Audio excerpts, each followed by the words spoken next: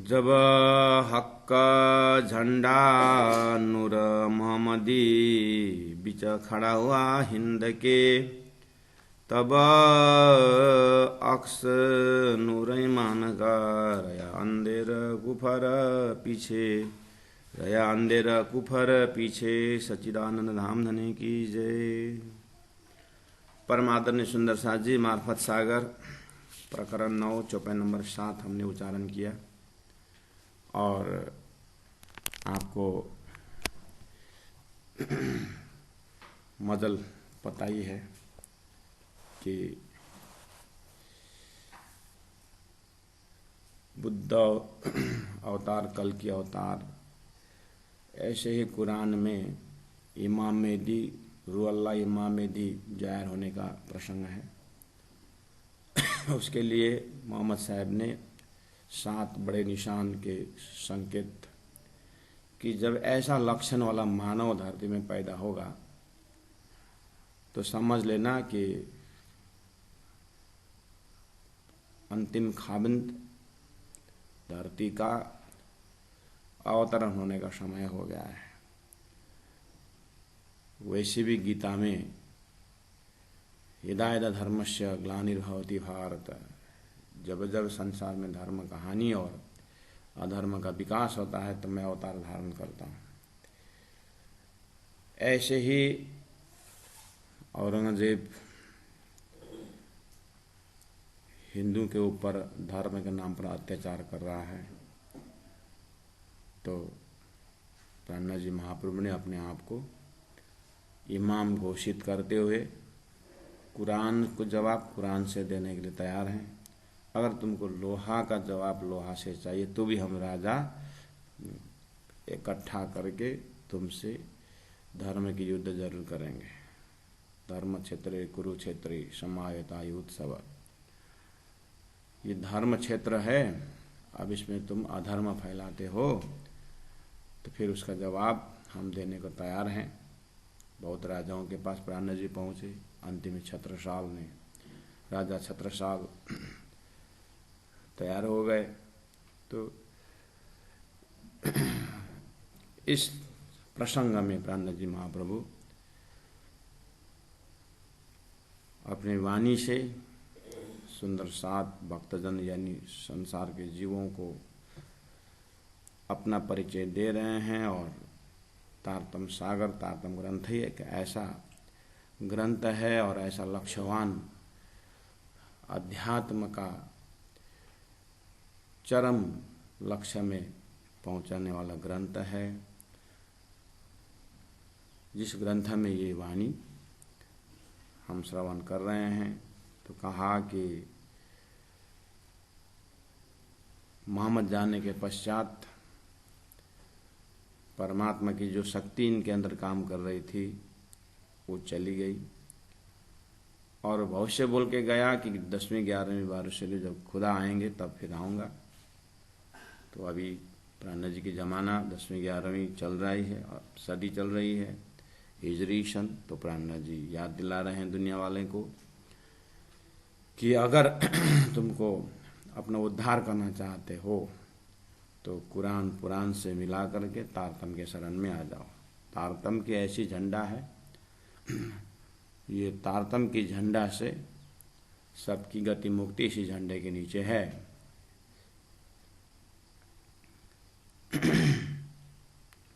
तो चौपाई नंबर 7 में कहा कि जब हक का झंडा नूर मोहम्मदी बीच खड़ा हुआ हिंद के, हिंदुस्तान में महामती प्राणनाथ जी के कर कमलों से, मुखारबिंद से अक्षरातीत परब्रह्म परमात्मा का लक्ष्यवान झंडा स्थापित हो चुका है। सबकत गया, बरकत गया, ईमान गया, कुरान गया, तुम्हारे पास रहा क्या? तब अकस नूर ईमान का, तुम्हारे अंदर अभी खाली विश्वास का एक नक्शा रहा, इश्क का एक नक्शा रहा, दैवत्व तो सारा हिंदुस्तान में आ चुका है। रहा अंधेर कुफर पीछे। श्री कृष्ण लीला में भगवान श्री कृष्ण ने वासुदेव को ऑर्डर दिया कि आप चतुर्भुजी के पश्चात 2 हाथ वाला होगा, उसको गोकुल पहुंचाना।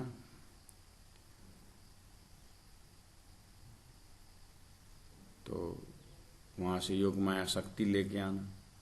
हमने बहुत बढ़िया से, बहुत जमाना से सुन रखे हैं इस चीज़ को। और जैसे ही कंस आया तो उस बच्ची को उठाया तो आकाशवाणी हो गया कि ये कंस तेरे को मारने वाला मथुरा में नहीं गोकुल में पैदा हो चुका है। ऐसे ही अरब के भूमि से मोहम्मद की समाधि से आवाज आई कि हे मुसलमानों, तुम्हारे उद्धार अब ये पश्चिम में नहीं पूर्व में इमाम मेहदी जाहिर हो चुके हैं। तुम्हारा कल्याण हिंदुस्तान में ही इमाम मेहदी की शरण में ही तुम्हारा उत्थान है। तो भी न विचारे दिल मजाजी, चौपाई नंबर 8। फिर भी ये सब भविष्यवाणी को खुलस्त करके बताने पर भी न विचारे, ये अभी के मुसलमान लोग विचार नहीं करते हैं। ना हिंदू विचार कर रहा है कि प्राणनाथ जी महाप्रभु कल के अवतार स्वरूप साक्षात परब्रह्म का स्वरूप करके ना हिंदू विचार कर रहा है, और न मुसलमान कुरान के भविष्यवाणी के अनुसार अंतिम जमाने का खाबंद इमाम मेहदी जाहिर होके इस बीच हो गए, इसमें विचार करते। तो कहते तो भी विचार न करे, क्यों? मजाजी दिल, ये जो झूठे दिल है ना, ये नारायण सृष्टि वाले, जो सख्त लिखा सौ खाए। सख्त सौ मतलब पूरा कसम खा करके लिखा हुआ है वसीयतनामा अरब के भूमि से। हक का हादी उठाया वह झंडा, वह कर्मकांड का झंडा, शरीयत का झंडा और भविष्यवाणी बोल के गए जो हकीकत का झंडा जो है, हक का राजेश श्यामा जी अर्थात सदगुरु प्राणनाथ जी ने उठाया वहां से और अपने अंदर हिंदुस्तान में ले आए। जिन्हें रात के अमल चलाए, जो झंडा था अरब की भूमि में, वो झंडा कौन सा था? कर्मकांड का झंडा था। जिन्होंने रात के अमल चलाए, उसे रात्रिवत बेरुल हैवान लोगों के पास कुछ समय चलाना पड़ा तैयारी के लिए। वैसे ही वेदों में भी कर्मकांड का 80,000 मंत्र चलाया, चल ही रहा है। वो सब क्या है? चित्त शुद्धि के लिए था, लेकिन वो भी समझ में नहीं आया उन लोगों को। अब प्राणनाथ जी की जो ज्ञान है, ये तो मार्फत है, विज्ञान दर्जा का परम धाम का ज्ञान है। यहाँ तक पहुँचने के लिए पहले शास्त्र में तैयारी चल रही थी। तो प्राणनाथ जी कहते हैं अब तो वो झंडा भी, शरीयत का झंडा भी तारतम महामंत्र में, तारतम ज्ञान में आ गया है। तो कहते हैं चौपाई नंबर 9 में, हक का हादी बिना राजी श्यामा जी बिना, अर्थात महामती प्राणनाथ जी सदगुरु बिना, उठाया वह हक हादी, उठाया वह झंडा, हक हादी बिना झंडा हकीकी। ये जो हकीकी झंडा और किने न खड़ा किया जाए, ये जो हकीकी झंडा अर्थात मार्फती झंडा अर्थात अक्षरातीत परब्रह्म परमात्मा जाहिर होने का जो झंडा है, हक हादी बिना, राजश्यामा जी बिना, सदगुरु प्राणनाथ जी बिना और किने न खड़ा किया जाए, अभी तक न कोई झंडा वो लक्ष्य ले आए थे और न कोई आगे लाएगा, और लाने की जरूरत भी नहीं है, वो आ गया है। इसीलिए सदगुरु प्राणनाथ जी ही प्रथम व्यक्तित्व हुए धरती में कि जिन्होंने अक्षरातीत का झंडा स्थापित किया। हक हादी बिना झंडा हकीकी, राज श्यामा जी बिना, सतगुरु प्राणनाथ जी बिना, अक्षरातीत की जो लक्ष्यवान झंडा, 25 पक्ष परम धाम का झंडा, और किने न खड़ा किया और किसी ने भी यहाँ पर स्थापित नहीं किया था, ये स्वरूप ने किया। सो इन बखत सदी आखिरी, और यही समय था आखिरी सदी, मोहम्मद इकबाल से बोला था, जो 10वीं 11वीं सदी चल रहा था। सो इन बखत, इसी समय के लिए ही मोहम्मद ने भी भविष्य बोला था। और अभी एकदम दिल्ली में चरम सीमा पहुंच रहा है। तो ये हकीकी झंडा स्थापित का 1735 में हरिद्वार में जाहिर हुआ, 1738 में दिल्ली में तख्त उल्टा करके भी जाहिर कर दिया। तो पीक आवर चल रहा है। इस समय में आगेवान धर्मगुरुओं को ये जानना चाहिए था। सो इन बखत सदी आखरी, जिना झंडे रात के दिए उठाए। हरिद्वार में शास्त्रार्थ में चाचर महीना में अक्षरातीत परब्रह्म परमात्मा जाहिर होने की बात हो रही है। सब भाई नहीं रही, 9 खंड आरती उतार रहे हैं। औरंगजेब बादशाह आशा चुम रहा है और 12 मोमिनों को सुरक्षा दे रहा है, जबकि सभी धर्मगुरुओं को मार रहा था, जला रहा था, मंदिर गिरा रहा था। उस समय में आशा चुमते हुए खुदा से इन संदेश वाहकों को सुरक्षा करो करके आशीर्वाद भी मांगता है। और उधर से वसीयतनामा सबकत गया, बरकत गई, ईमान गया, कुरान गया।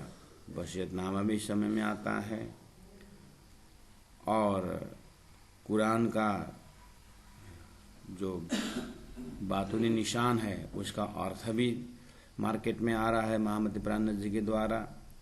और जैसा जैसा लक्षण बताए वैसे ही लोगों का आचरण भी दिखाई दे रहा है। हिंदू शास्त्र का ज्योतिष भी और शालिवान शाखा भी सभी उसी घड़ी में हो रहा है।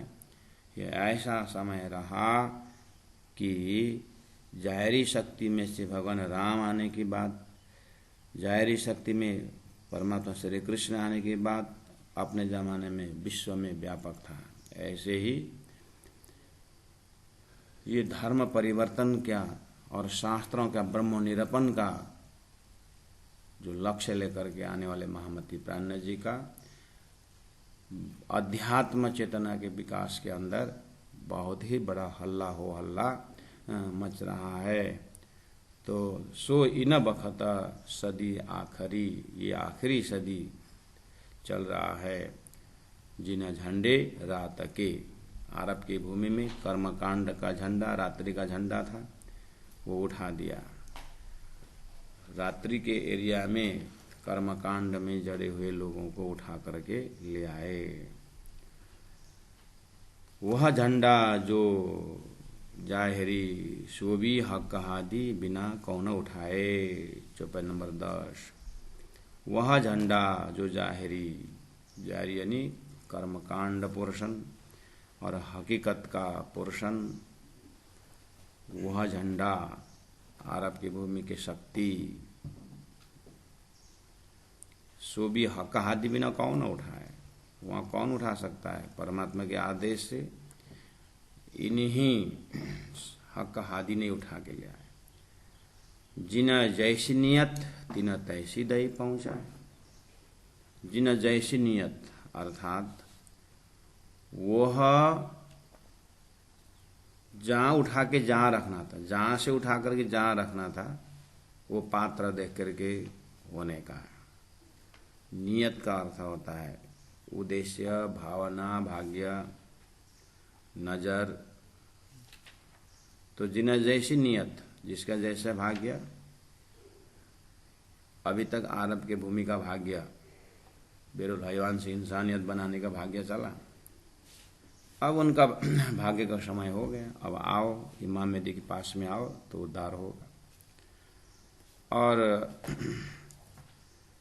तीना तैसी अरब की भूमि से हिंदुस्तान में आया और कुरान के आयत से तारतम्य की चौपाई में आया, कलमा से तारतम्य आया, जिन्हें जैसी नियत तिन्हें तैसी दही पहुंचा। आयत को चौपाई में ले गया, अरब की भूमि से हिंदुस्तान की भूमि में ले आया, और वो दरगाह से उठा करके महामती के हृदय रूपी दरगाह में ले आए।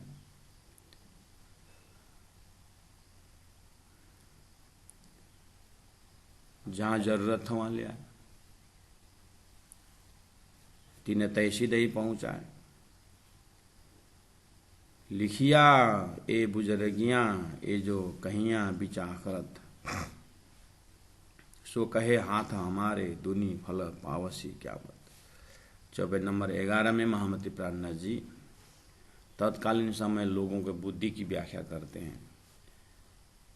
लिखिया जो बुजुर्गियां, कुरान में, पुराण में बहुत से वक्ताओं ने, वेद व्यास जी ने, सुखदेव महाराज ने, 1.25 लाख पैगंबरों ने, मोहम्मद ने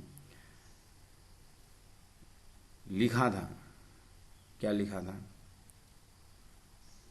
28वां कलयुग में अभाविनो भविष्यन्ति मुनयो ब्रह्म रूपिणः। हाँ, 28वां कलयुग में ब्रह्म मुनि लोग धरती में आएंगे, ऐसा लिखा था। और वो उनकी पूजा से तो जीव सृष्टि के कल्याण है। यत पूजा प्रभाविनो जीव सृष्टि उदाहरण। जीव अगर मुक्ति चाहता है तो समय वही होगा। उन मोमिनों के शरण से ही, उन मोमिनों के जमात से ही उनकी मुक्ति होगी।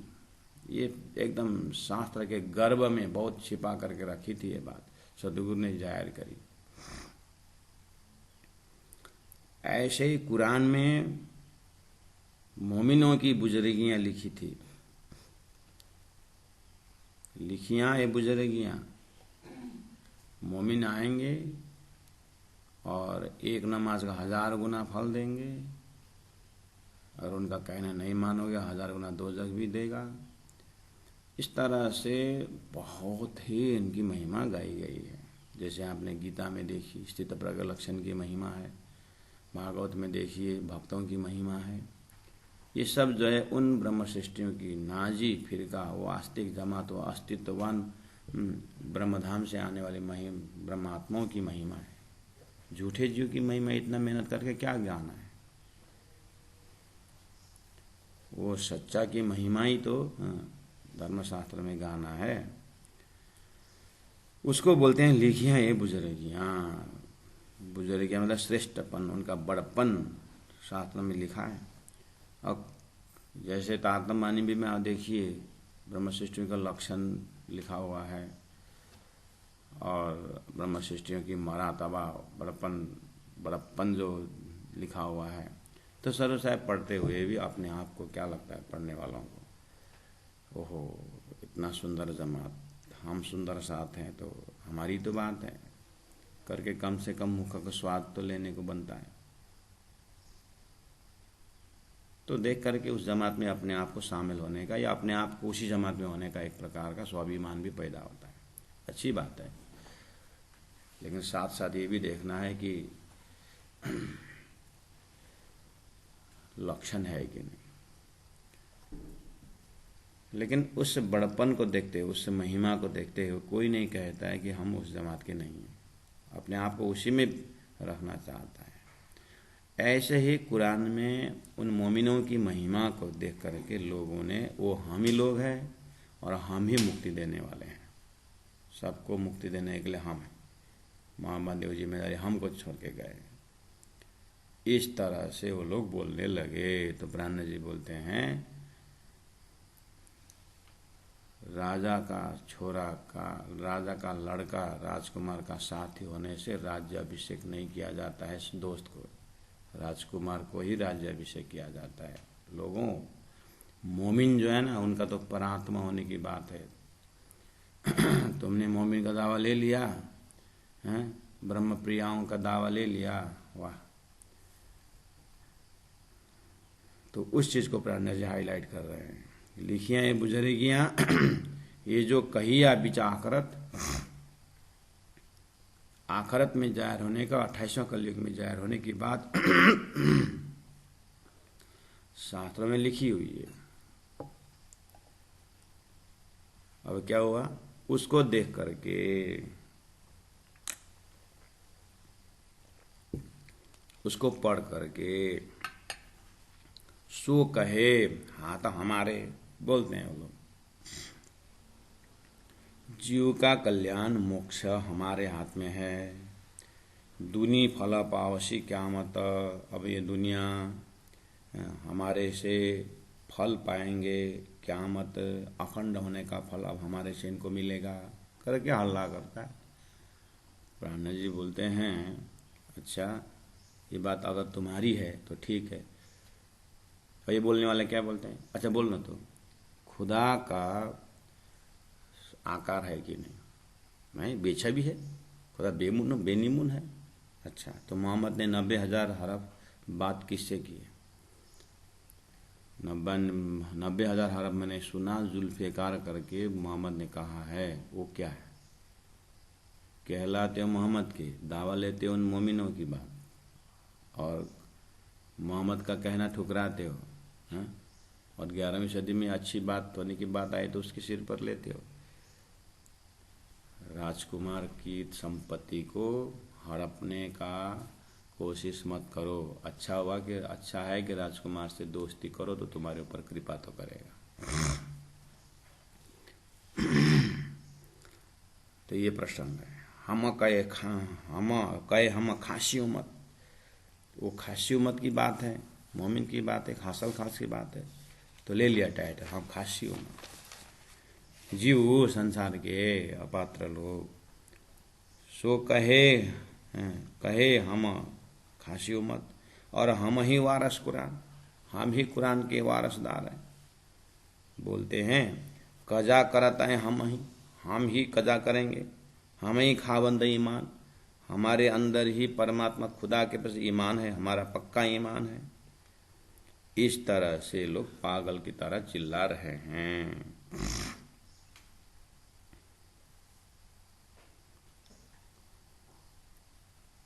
ठीक है, सुंदर सा जी, समझ में आ रहा है ना? चौपाई को देखते हुए कौन बोल रहा है उसको प्राण जी से बात करना कि किसकी आवाज है।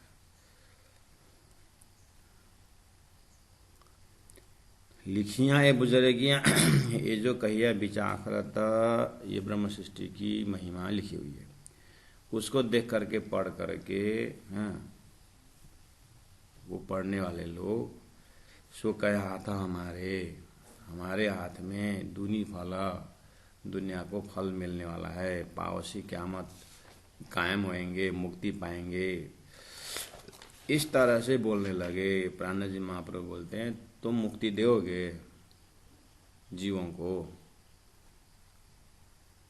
इसलिए प्राण जी ने टेस्ट किया था कि चलो हिंदुओं तुम भी मुक्ति देने की बात करते हो, चलो बताओ उत्तम पुरुषस्तु अन्य परमात्मा इति लिखा हुआ है, उत्तम पुरुष का धाम बताओ। इस तरह से हरिद्वार में शास्त्रार्थ हुआ है बहुत, वहां से पकड़ लेना सुंदर साथ जी।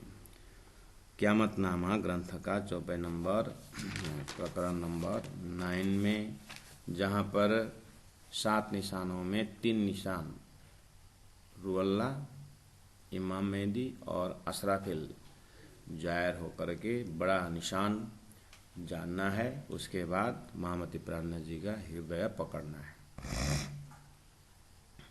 वो प्रसंग चल रहा है तो प्राण जी भूमिका की तरह प्रसंगों को उठा रहे हैं। कहे हम खासियों मत, और हम ही वारस कुरान, हम ही कुरान के वारसदार, हम खासियों मत है करके बोलते हैं।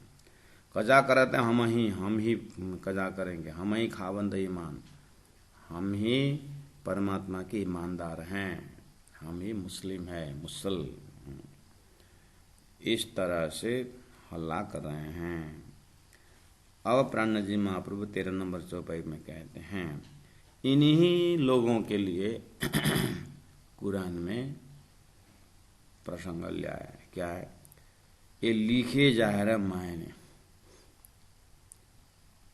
सूरज उगसी दिलों पर। ऐसे लोगों के लिए 7 निशान लिखे थे। 7 निशानों में से एक निशान था, हम श्रवण करके आए कि पश्चिम से सूर्य उदय होगा, जिसमें रोशनी नहीं होगा बोले थे। यही लोग हैं, धर्म के दावा ले रहे हैं, अंदर में लक्षण नहीं है। धर्म के नाम पर आतंक फैला रहे हैं, दूसरों को दबाव डाल रहे हैं, बोलते हैं कि हम ही मोक्ष देने वाला है, मोक्ष देने वाला है करके गैर मुसलमान को काट करके फेंक रहे हैं और बोलते हैं मुक्ति दे रहे हैं। यही लोगों के लिए भविष्य बोला है कि सूर्य पश्चिम से उग गया है। ये लिखे जाहिर प्रत्यक्ष लिखा हुआ है अर्थ में कुरान में कि सूरज उगसी दिलों पर।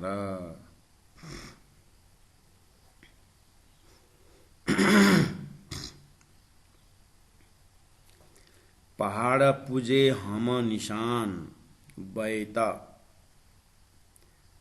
का अर्थ होता है घर, ब का अखंड, देखावे फजर।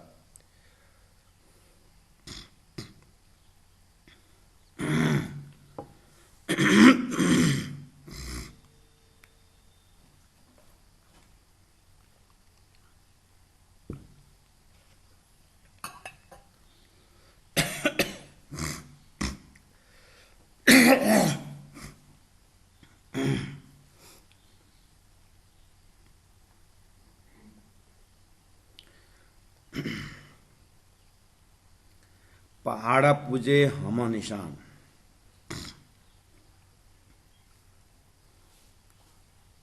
कुरान में ऐसा प्रसंग है, 2 बड़े बड़े पहाड़ हमने देखा है। वो पहाड़ जाहिर होंगे,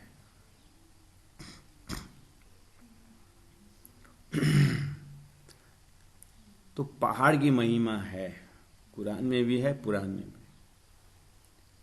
जैसे विंध्याचल पर्वत, गोवर्धन पर्वत है ना, तो भगवान श्री कृष्ण ने गोवर्धन उठाए, तो पर्वत का प्रसंग आया कि नहीं?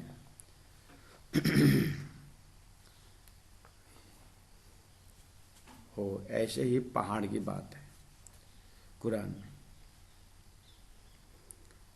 2 पहाड़ है।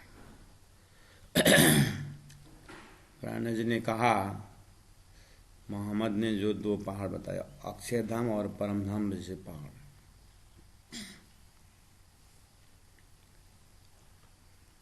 अक्षरधाम परमधाम के ऊपर आस्था रखना पहाड़ पूजना था। उन्होंने तो सखुआ मड़वा करके जिस संसार में उनके अरब के भूमि में जो पहाड़ है उसको आरती करने लगे।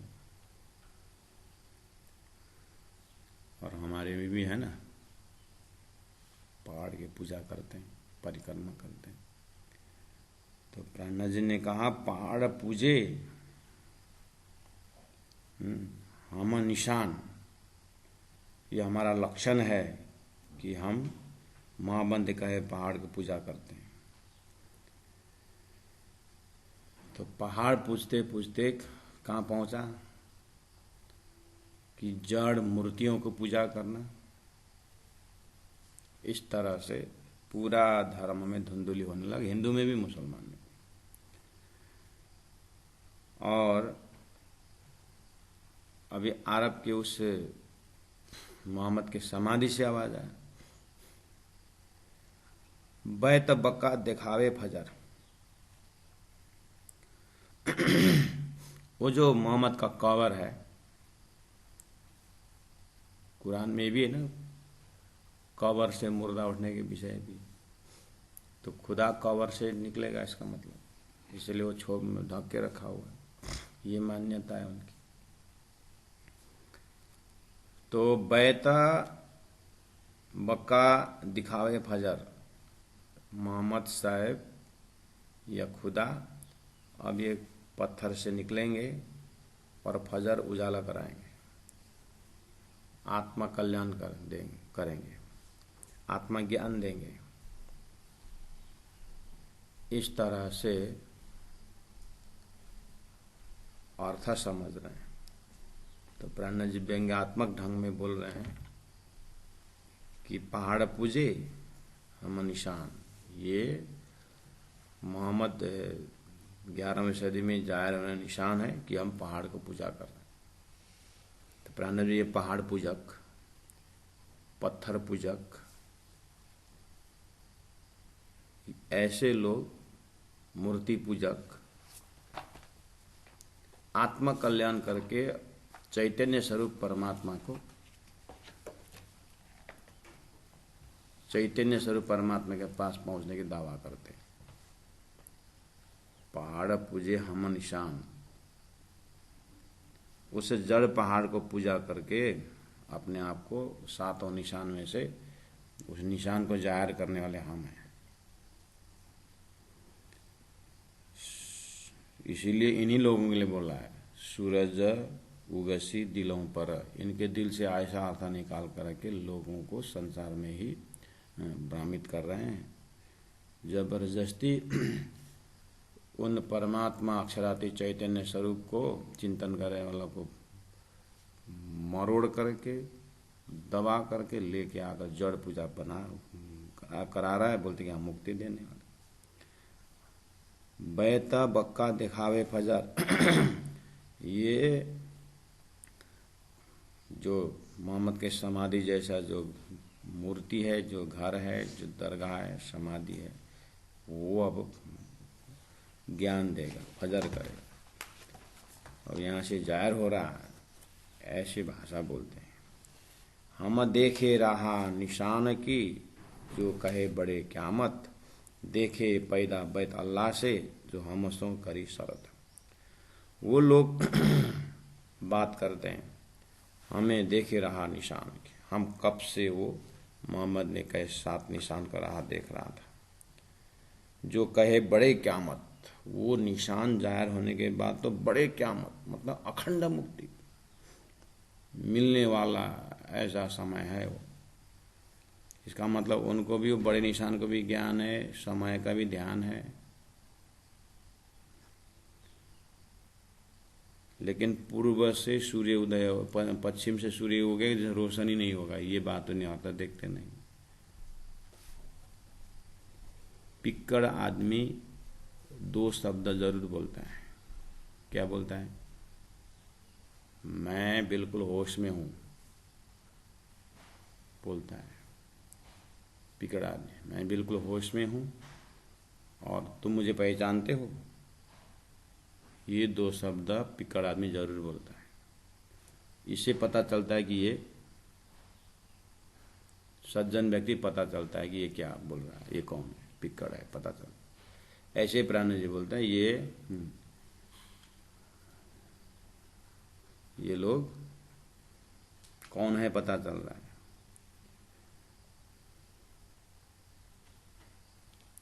हम देखे राह निशान की, जो कहे बड़े क़यामत, वही बोल रहे हैं वो लोग। हम कब से देख रहे हैं, समय आ गया है, अखंड बड़े क़यामत होने का निशान आ गया है। देखे पैदा बैत अल्लाह से, देखो बैत घर, अल्लाह के घर से पैदा हो गया है, जो हमसों करी शरत, हमारे साथ मोहम्मद ने वादा किया था 11वीं सदी में बैत से, घर से जाहिर होने की बात। तो उनके समाधि दिखा करके घर दिखा रहे। प्राण जी बोलते हैं ये जाहिर होने का घर अक्षरातीत परम ब्रह्म परमात्मा के घर से मोमिन जाहिर होने की बात थी, तुम कहाँ घटा रहे हो। बैत अल्लाह के घर से निकलने आने की बात जो है ना, 5 प्रकार की पैदाइश करके मोहम्मद ने लिखा हुआ है, उसमें देखो पैदाइश होने की कहाँ की बात है। लिखे निशान कौल क़यामत के ले मायने बात न, सो मायना मगज पाए बिना समझ न परी कि ना। अब ये 15 नंबर चौपाई प्राण जी का कंक्लूजन है। उन लोगों के ऊपर उक्त बात सुन करके कहते हैं सो मायना मगज पाए बिना, वो 11वीं सदी के या वो 7 निशान के जो मायना मगज, वो गुह्य अर्थ पाए बिना, गुह्य अर्थ किसके साथ होगा? रुवल्ला इमाम मेहदी के साथ होगा। वो 10वीं 11वीं 12वीं सदी की बात है। और प्राणनाथ जी उस समय के अनुसार अर्थ खोल के बता रहे हैं। तो सो मायना मगज पाए बिना समझ न पड़ी कि ना, किसी को भी इमाम जाहिर होने के विषय में समझ पड़ा है नहीं। 7 निशान बड़े कहे जासों पाइए क़यामत, लिखा जरूर है। बड़े 7 निशान है जिसका अर्थ खुलने से क़यामत जाहिर होगा, यानी अखंड होने का ज्ञान मिलेगा। सोए दुनी सब देखसी उगे सूरज मार्फत। प्राणनाथ जी कह रहे हैं कि मोहम्मद ने ऐसा कहा है कि 7 निशान बड़े कहे जासों पाइए क़यामत, उसका अर्थ खुलने के लिए क़यामत होने का ज्ञान चाहिए। और वो क़यामत जाहिर होने के पास, क़यामत जाहिर होने के 7 निशान खुलने के बाद सो दुनी सब देखसी, सब दुनिया देखेंगे क्या, उगे सूरज मार्फत, मार्फत जाहिर होने का। मार्फत तो महामती प्राणनाथ जी के सदगुरु के तारतम्य के इलम लुधिनी के सिद्धांत से आप देखिए, मार्फत अक्षरातीत जाहिर हो गया। मार्फत अक्षरातीत सूरज, सूर्य, ज्ञान, उजाला से आप देखिए तो 25 पक्ष परम धाम से ब्रह्मात्माओं की सुरता खेल में आने का विषय, 25 परम धाम से अक्षर द्वारा खेल बनने की विषय, अक्षर के द्वारा क्षर पुरुष बनने का, और सपना में खेल हो करके मोहम्मद संदेश वाहक होना। तो सभी भविष्यवाणी और सभी कुरान पुराण का इस तारतम्य में कंप्लीट सॉल्यूशन है। तो थोड़ा अपना पूर्व चिंतन को, तारतम्य चिंतन को, कॉन्सेप्ट को रख करके भी चौपाई को देखना पड़ेगा। एक ही साथ चौपाई को, क्योंकि मार्फत ही चौपाई है ना। इससे पहले तो प्राणनाथ जी ने कितने सारे ज्ञान को दे चुके हैं ना।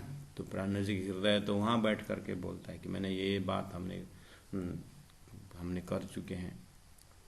सो ये दुनी सब देखसी उगे सूरज मार्फत, मार्फत अक्षरातीत जाहिर होने के बाद सब दुनिया देखेंगे करके बोला था। और इनके अर्थ से, इनके इमाम जाहिर होने का अर्थ से क्या दिखाई देता है, वही धरती का समाधि दिखता है। और जैसे हिंदुओं में परब्रह्म करके बोलते हैं, जाके देखा तो क्षर ब्रह्मांड से ऊपर की बात ही नहीं करते। शब्द तो बड़े बड़ा प्रयोग कर रहे हैं, लेकिन समझ की दर्जा जो देखते हैं वो बिल्कुल जड़ के पुजारी होके बैठे हुए हैं। इसलिए प्राणनाथ जी कह रहे कोई नहीं बोलोगे विष्णु के कारण। इसलिए प्राणनाथ जी उनके लिए बोले कुरान वाले के कि ये सुरैया ज्योति स्वरूप से ऊपर की बात ही नहीं करते। तो कहा तोलो अंधेरी रात की छूटे नहीं क्यों कर, देखे निशान बात न मायने तब पावे दिन आखर। चौपाई नंबर 17। तोलो तब तक अंधेरी रात की, अज्ञान का जो रात्रि है, अज्ञान दशा जो है, छूटे नहीं क्यों कर, किसी भी हालत में छूटने वाला नहीं है। कब तक, देखे निशान बातों न मायने, जब तक उन निशानों का बातुन्य अर्थ नहीं देखेंगे तब तक वो अंधेरी अज्ञान हृदय से नहीं जाएगा। तब पावे दिन आखर, तब वो आखर दिन समझ में आएगा। तब पावे दिन आखर, आखिर दिन जो है मोहम्मद ने कहे भविष्यवाणी का आखिर दिन 11वीं सदी में आने वाले महापुरुष इमाम मेहदी जाहिर होंगे। इमाम मेहदी का पहचान होगा, जोलों लिया जाहिरी मायना ऊपर का, जब तक उन कुरान पुराण का जाहिरी अर्थ, कर्मकांड का लेवल का अर्थ करोगे तो मायना ऊपर का, तब लगा फना बीच में, तब तक झूठे संसार के बीच में हुए जिद्दा, लड़ाई करेंगे। और कर तफरका, तफरका मतलब टुकड़े टुकड़े हो जाएंगे। तफरका मतलब टुकड़े टुकड़े हो जाएंगे। तो यही तो हो रहा है। हिंदुओं में इतनी देवी देवता और इतने अनेक स्वर बात कहाँ से उत्पन्न हुआ। जाने वाले गए जहाँ तक बोले वहाँ से नया नया विचार लेके आए और नया नया संप्रदाय बना दिए। वही 72 फिरकी हुए मोहम्मद जाने के बाद। ये क्यों हुआ? क्योंकि असली अर्थ जो इम्प्लाइड मीनिंग एकम सत तो बोलते हैं, लेकिन संसार में ही चक्कर काट रहे हैं। तो जोलों लिया जायरू मायन ऊपर का, जब तक वेद शास्त्र उपनिषद का कर्मकांड का ऊपरी ऊपरी जो अर्थ लोगे,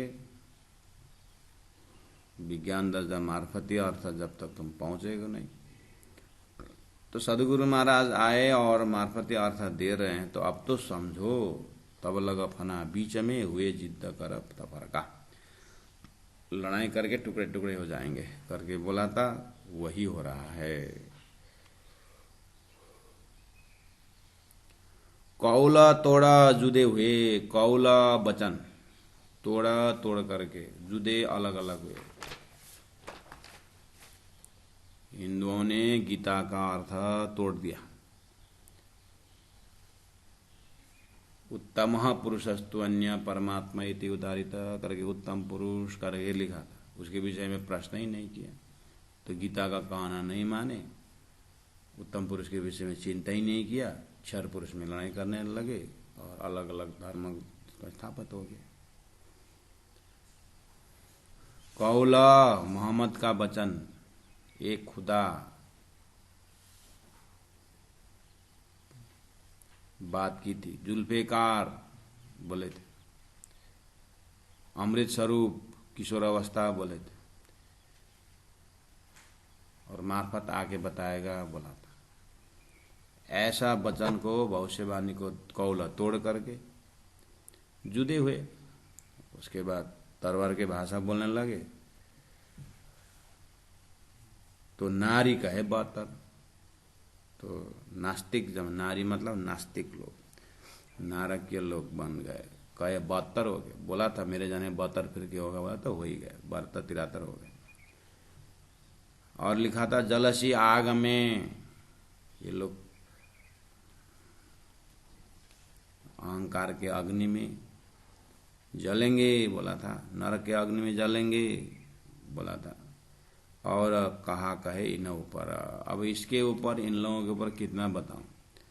प्रत्यक्ष लिखा हुआ है कि इनकी गतिविधि का रिजल्ट क्या होगा, बताने पर भी सुनते नहीं। इसलिए हिंदुओं ने भी वेदों का कौला तोड़ करके अनेकेश्वरवाद खड़ा कर दिया। मुसलमानों ने भी मूसा का कहना नहीं माना, और उन्होंने भविष्यवाणी बोला वो नहीं माना, तो इमाम मेरी तक पहुंच ही नहीं पाए, इल्म लुदनी तारतम ज्ञान के अंदर पहुंच ही नहीं पाए। इस तरह से संसार बेहाल है। ब्रह्म के नाम तो लेते हैं, लेकिन 14 लोक से ऊपर जाए नहीं। लोक कौल तोड़ा जुदे हुए, तो नारी कहे 72, लिख्या जलसी आग में बोला था, अभी जल रहे हैं और भी आगे जलते रहेंगे। प्राण जिसके पास पहुंचेंगे नहीं, तारतम में पहुंचेंगे नहीं, तो फिर 84 में जाएंगे, नरक में जाएंगे, जलेंगे। और कहा कहे न ऊपर, अब इससे आगे क्या कहूँ। हक अरस बक्का तब पाइए, जब खुले हक हकम हकीकत, हक अरस बक्का तब पाइए। जैसे वेदों में भी 4000 मंत्र जो है अद्वैत ब्रह्म के विषय में है, उसको उपनिषद नजदीक से ब्रह्म को चिंतन किया हुआ ग्रंथ है ना, उपनिषद है ना। तो उपनिषद तक कौन पहुंच पाता है, बहुत कम ही तो लोग पहुंच पाते हैं। बाकी सब तो वही 80,000 मंत्र कर्मकांड में घूमते रहते हैं। तो यही तो हालत है कुरान में भी, पुराण में भी। तो बोले अकारश चिदादित्यम किशोरांगम परे धामनि विराजितम। प्रेम का मार्ग, परमात्मा प्रेम से मिलेंगे ब्रज गोपी की तरह, ऐसे ऐसे लक्षण बताए ना। तो उसी तरह हकार सब का तब पाए, जब खुले हक का हकीकत, परमात्मा का वास्तविकता हकीकत जो है। हकीकत क्या है, संसार बनने का कारण कहाँ पड़ा हुआ है, ये हकीकत जानना पड़ेगा। संसार क्यों बना, ये सृष्टि की हकीकत है, ये सच्चा हकीकत है। लोग हर चीज में कारण ढूंढते हैं, लोग हर चीज में बोलते भी है बिना कारण कारज नहीं है, तो प्राणजनी में कहा है when there is cause there is effect।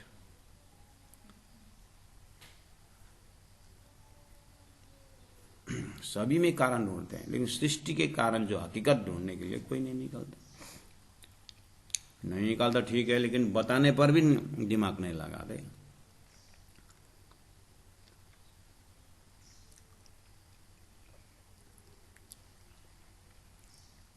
हक और सब का तब पाइए जब वो खुले हक हकीकत।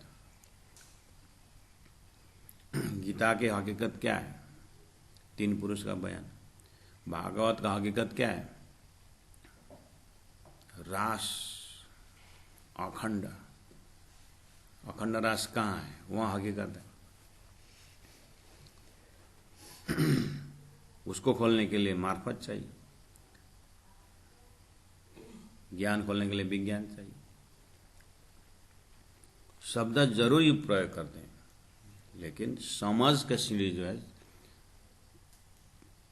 14 लोग से बाहर जाता ही नहीं उन लोगों का अर्थ में। हक और सब का तब पाइए जब खुले हक का हकीकत। दिन हुए सब देखिए सूरज उगे मार्फत। तो मार्फती सूरज उगना ये क्या है? सदगुरु देवचंद्र जी महाराज को अक्षरातीत परब्रह्म परमात्मा श्री राज जी ने दर्शन दे करके परम धाम को जानकारी देना, ये मार्फत है। सीधी सी बात है, आपको दिमाग लगाने के लिए मैं टेंशन नहीं देता, लोकेशन पकड़ा रहा हूँ। सूरज उगे मार्फत मतलब सभी बहुत से वक्ताओं ने ब्रह्मजार होने की बात की है, सृष्टि का कार्य कारण खुलने के बात की है। इसलिए सीधा आप बाईपास चले जाइए, उधर बाजार तरफ मत घुसिए। बहुत से वक्ताओं ने कहा है कि अरस जार होने की बात है, तो सदगुरु देवचंद्र जी महाराज का 40 साल का शास्त्र अध्ययन से आप पता चलाना, यहाँ बाहर निकलने का रास्ता नहीं है, घूमने का रास्ता है। परेशान हो गए, बुखार भी आ गया और शरीर छोड़ने तक की नौबत आ गई, तो धनी ने कृपा करके अक्षरातीत जार करके अक्षरातीत का मार्फती बता दिया, सृष्टि कारण महाकारण, बस वही संपूर्ण का सॉल्यूशन है। उसके लिए इनडायरेक्टली भविष्यवाणी थी, और यहाँ भी प्राणनाथ जी इनडायरेक्टली प्रस्तुति कर रहे थे। उसमें गुरु परंपरा डायरेक्ट बताता है, यही है कि सूरज उगे मार्फत सतगुरु द्वारा परमधाम जाहिर हो गया। दिन हुए सबक देखिए। अब सब देख रहे हैं कि उजाला किस तरह से आत्मा को क्लियर पिक्चर हो गया। परात्म वाले परात्म देख करके सृष्टि समझ गए, ईश्वरी वाले अक्षरधाम अपना देख करके परमधाम का दर्शन करने लगे। जीव भी तारतम से कार्य कारण महाकारण देख करके परमधाम साधने लगे और अपना विश्व तैयार करने लगे। सूरज उग्या मगर बदिलों होशी जाहिर, दावा जिमी से अजू देखे नहीं दज्जाल को, जो जाहिर हुआ सब में। प्राणनाथ जी बोल रहे हैं सूरज उगे मार्फत अक्षरातीत जाहिर हो चुका है। अब वो नूरी झंडा अक्षरातीत न देखना ही सूरज हो गया मगरब दिलों। पश्चिम से सूर्य उग गया, यानी इन लोगों का हृदय जो है धर्म का नाम लेते हैं, लेकिन अंदर में सूरज, अंदर में रोशनी न हो, इन लोगों का विवेक विचार न होने के कारण ये मरा हुआ है ये लोग।